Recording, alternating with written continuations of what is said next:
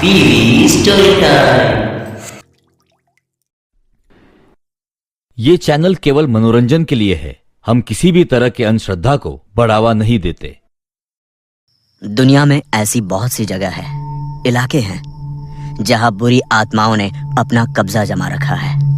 इतिहास के पन्नों को पलटे तो ये वही इलाका है जो एक समय पहले काफी खुशहाल हुआ करते थे, पर एक बुरी नजर की वजह से वो जगह आज श्रापित हो गई है। जहां पहले वहां चारों ओर खुशहाली हुआ करती थी, आज वो स्थान अंधेरों के बीच कहीं खो गया है। ऐसा ही एक स्थान है भानगढ़ का किला, जो अपनी भूतिया कहानियों को लेकर काफी चर्चाओं में है।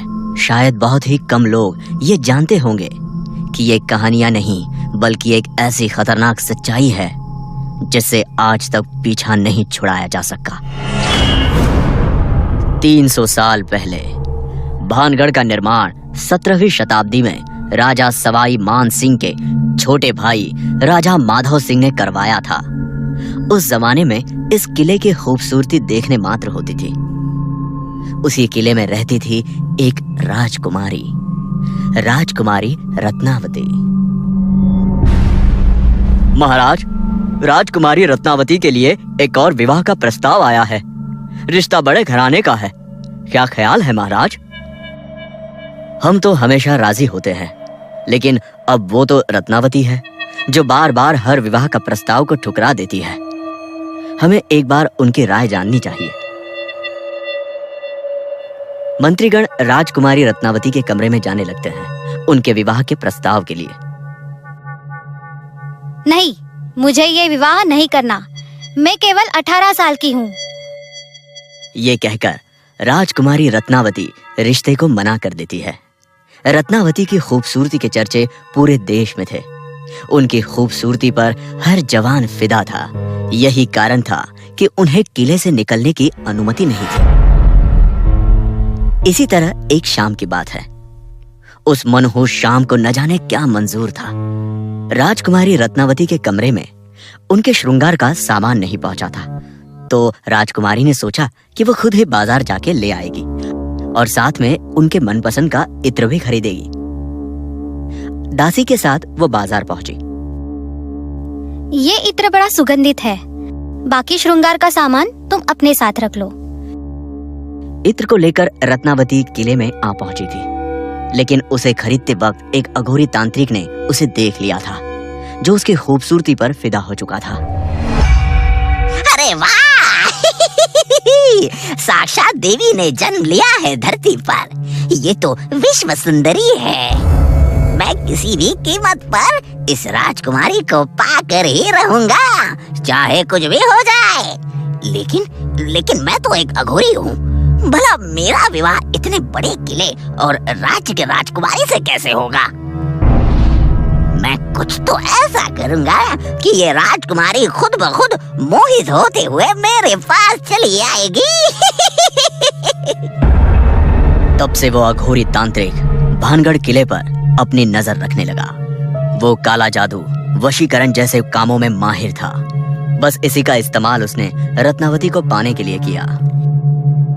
ये मेरा वशीकरण का हथियार। अब मैं इसे इस इत्र में डाल देता हूँ, जिसे इस्तेमाल करते ही रत्नावती खुद ब खुद खींची हुई मेरे तरफ चले आएगी। वो अघोरी तांत्रिक उस दुकान में जाता है जहाँ से रत्नावती के लिए इत्र मंगवाया जाता है। वही धोखे से वो उस इत्र में वशीकरण का मंत्र फूंक देता है, जिसे इस्तेमाल करते ही रत्नावती उसकी तरफ खींची चली आएगी। वो अपने योजना में सफल हो जाता है। इत्र में वशीकरण का मंत्र जा चुका था, लेकिन अघोरी को ऐसा करते देख उसी दुकान के वक्त बनिया ने देख लिया था, और इससे पहले रत्नावती इत्र का इस्तेमाल करके उस तांत्रिक की तरफ आकर्षित हो जाए, वो वहां से सीधा भानगढ़ किला पहुंचता है और मंत्री द्वारा ये संदेश रत्नावती तक पहुंचा देता है।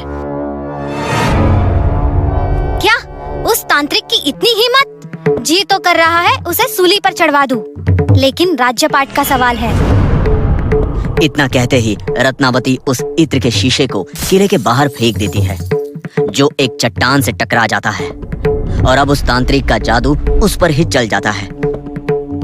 वो चट्टान अब उस तांत्रिक की तरफ आकर्षित हो जाता है और वो तांत्रिक उस विशाल चट्टान के नीचे आकर दम तोड़ देता है।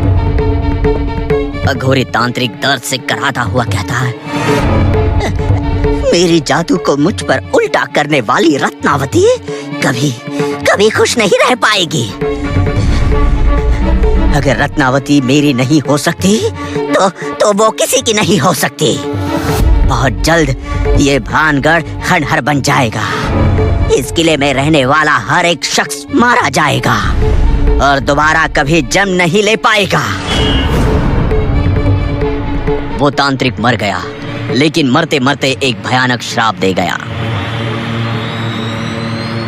अगले 1 साल के बाद ही भानगढ़ किले पे एक भीषण आक्रमण हुआ और भानगढ़ किला का हर एक शख्स मारा गया और सबके मर जाने के बाद वो जगह, वो किला एक पूरी तरह खंडर बन गया।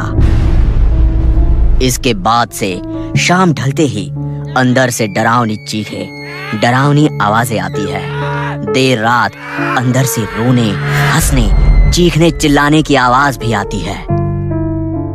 उस तांत्रिक के श्राप से अब ये पूरा भानगढ़ किला भारत का सबसे बड़ा भूतिया किला बन चुका है और जो शाम ढलने के बाद वहां गया वो वापस नहीं लौटा। क्या आपको भी उस किले में जाना है? तो हमारी कहानी को लाइक, कमेंट और सब्सक्राइब कर